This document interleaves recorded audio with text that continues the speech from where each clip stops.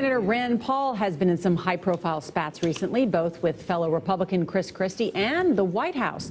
But behind the scenes, Paul has been working with the Obama administration to change how nonviolent offenders are sentenced. That may not come as a surprise if you read his latest book. It's called Government Bullies: How Everyday Americans Are Being Harassed, Abused, and Imprisoned by the Feds. Senator, good morning. Good morning. Thanks for having me. What do you think about the announcement by the Attorney General about these mandatory sentencing, and how will that change things? You know, I think it's a good step in the right direction. A lot of people don't realize this, but young people sometimes are caught up and make mistakes with drugs.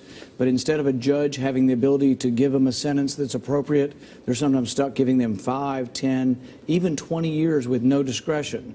So if it's your child or my child and it's their first offense and there were extenuating circumstances, the judge can't listen to any of that. The judge is trapped and has to give them 20 years in prison sometimes. There are people serving life for nonviolent crimes. What about lawmakers who say, look, this mandatory sentencing has gotten a lot of drug abusers and users off the streets, and those kinds of crimes lead to bigger crimes in the future? Well, what happens is a lot of young people now have criminal records and they can't get jobs, and it's a downward spiral into poverty and more crime. So what I would say for nonviolent crimes, we need to treat this more like a health problem and less of an incarceration problem. I want to come to the fact that you are agreeing with the White House on this. I mean, what's the common ground between you and the White House on particular issues?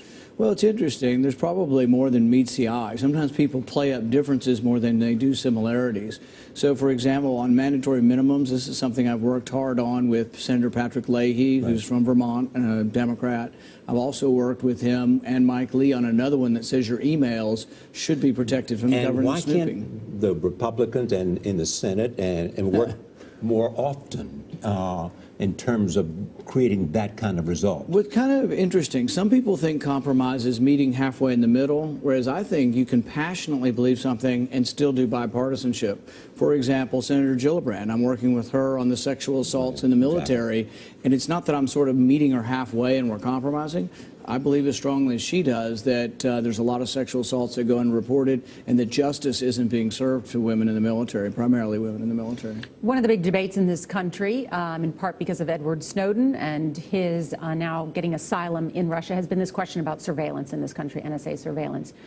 Would you have voted, if it came up in the Senate, to decrease funding for the NSA for this types of surveillance? Yes, I think when you get information on someone's records, you should get a warrant, which means the Fourth Amendment says you have to be individualized to the person and the place and what you want. And so I think it's really wrong that we write one order from a secret court and we get everybody's phone records. And I think that's a real mistake. So can I just get you to respond then? And I know this has already been played out, your disagreement with Chris Christie, who said to those libertarians in the Republican Party. You're not going to get me started on that, are you? Well, do you want to get started on it? I guess so. Go ahead. Well, look, I mean, there are two different views about this, and not just in the Republican Party. We should say also in the Democratic Party, to be fair about this. But you heard Chris Christie really denouncing the libertarian wing of the party, and that includes I think you. that was a big mistake for him. Why? Well, the thing is think about young people and think about what young people are concerned with. We want young people to come to the Republican Party.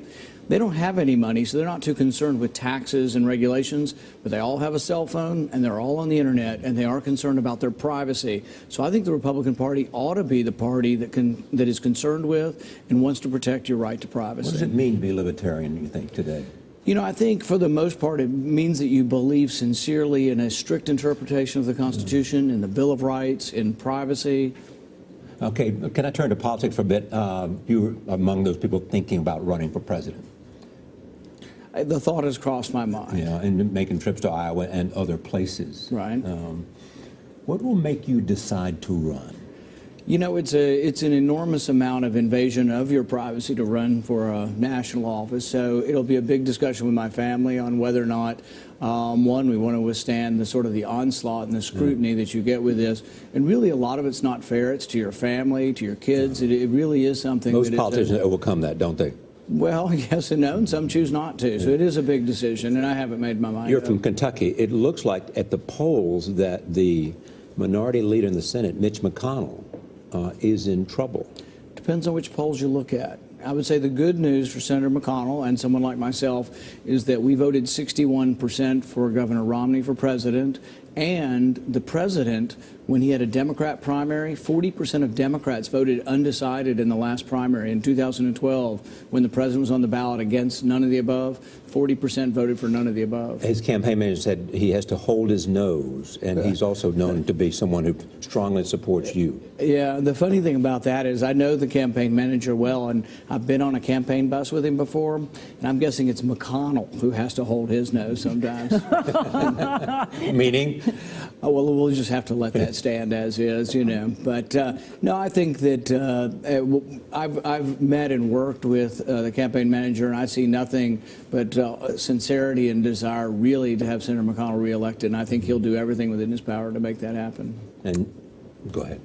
I was going to say thank you, but if you don't want that question, The feud is over with Governor Christie. Well, I've offered him a beer and to have a beer summit. I would even come to New Jersey to have the beer, and I would even buy the beer, but so far I haven't gotten any positive response. Can the Republican Party get past these kinds of differences between people who may appeal to moderates and people who may appeal to the right? I think the Republican Party is big enough for both of us. It's big enough for all of us. And really, to tell you the truth, people who want to attack the libertarians in the party, the libertarian conservatives in the party, they need to realize our party's not big enough to win right now. We need more people, not less people. All right, Senator Rand Paul, good to see you. Thank you. Thank you.